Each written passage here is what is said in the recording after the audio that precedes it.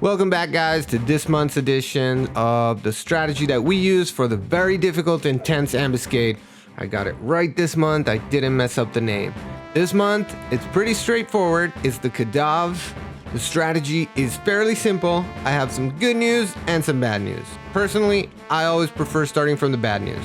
The bad news is that you're gonna have a pretty hard time trying to solo, even on very easy this intense. Unfortunately, there are some mechanics that make it a little bit hard. The good news, though, is that with the right party, Very Difficult is pretty easy this month. You just have to follow a pretty simple strategy and have certain specific jobs. Let's go into it right away. Actually, no. First, let's roll the intro since I wasted some time making it.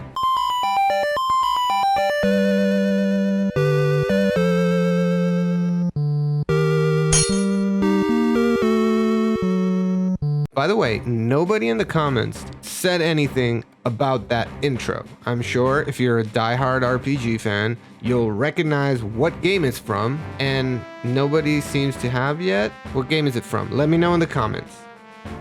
All right, without wasting any more of your time, let's get into the strategy for this month.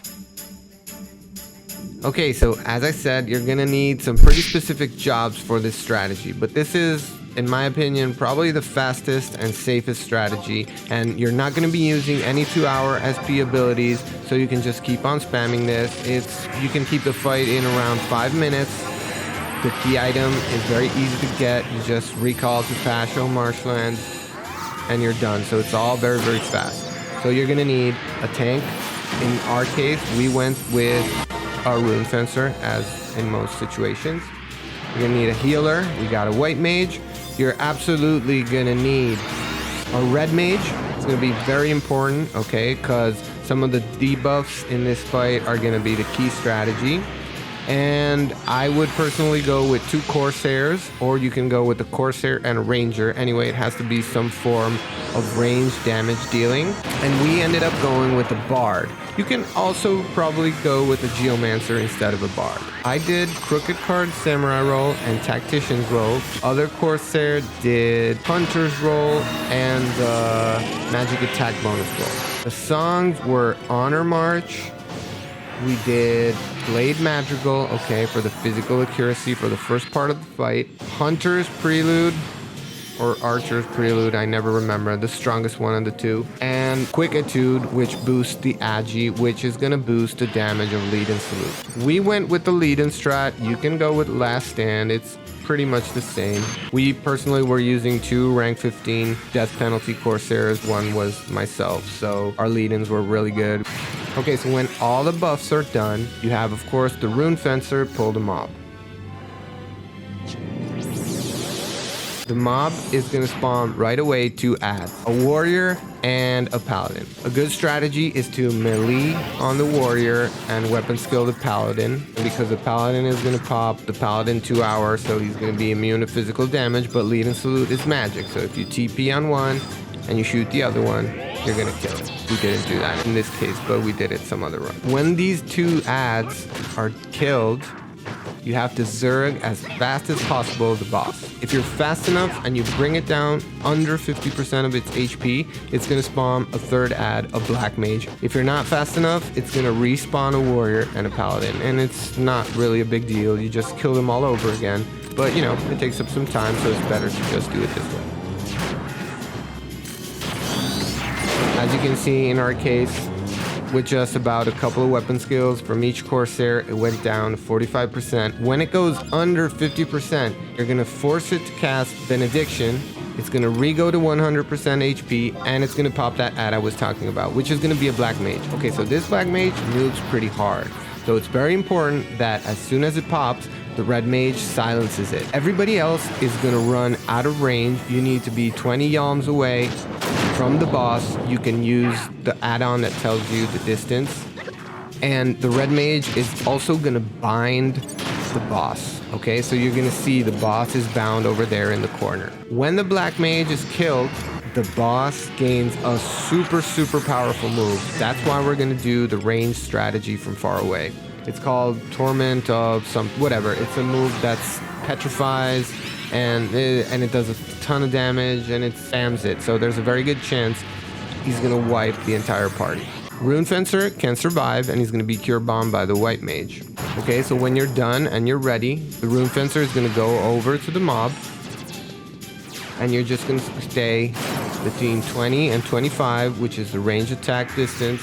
And you just, you know, what we did, we just used triple shot and went to town. It's very important though that you time your weapon skills on when the boss is doing a TP move, because it takes triple damage in that case. So it's very easy. You just shoot, you get TP, and boom. When the boss does a TP move, like right now, you're gonna see we shoot in perfect sync. If you're really, really good, you can probably time a skill chain in there. We didn't even bother. But it's gonna go down pretty fast this way, okay?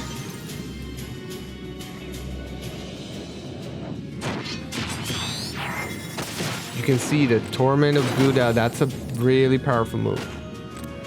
So it's important you do some range damage. Obviously, a ranger is very good in this situation. Probably Corsair is better because you get the more buffs, and using lead and salute, you tend to not generate as much enmity as a ranger would.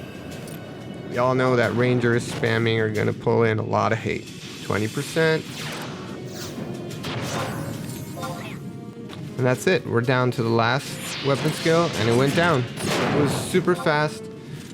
The fight itself lasts about 5 minutes without counting the buffing. Finished this one up in 7 minutes. We didn't really go particularly fast. We could have done faster. The later runs we went faster. And another really cool thing, the key item is very easy to get. As soon as you pop back in Mara, you just recall Pasho Marshland. There's going to be a ton of Quadavs around there that you can just get. You only need one mob, so that's it. And you just go grab one of the Quadavs around there. And that's it. You just warp back. Probably the red mage is going to be sub-black mage. He's going to just warp everybody back to Mara, and you can go on again in under 10 minutes, which is really cool. That's it. That's this month's strategy. As always, I'm a little bit late, but there's still a long time to do this month, so make sure you spam it.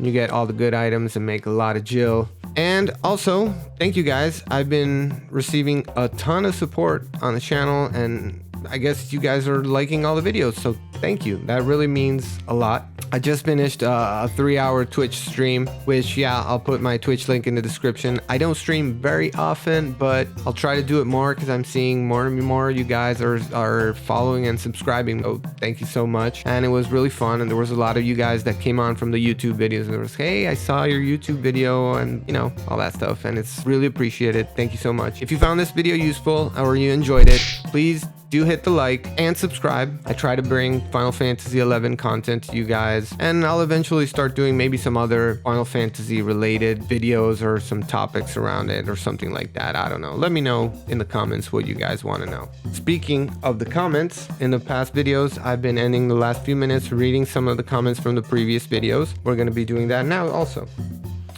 Ha! Very interesting. The latest comment we got is from Rua Moko. Hey Rua, thank you so much for stopping by.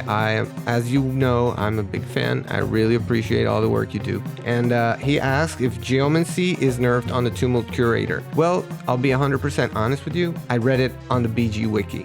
So for me, BG Wiki is always right.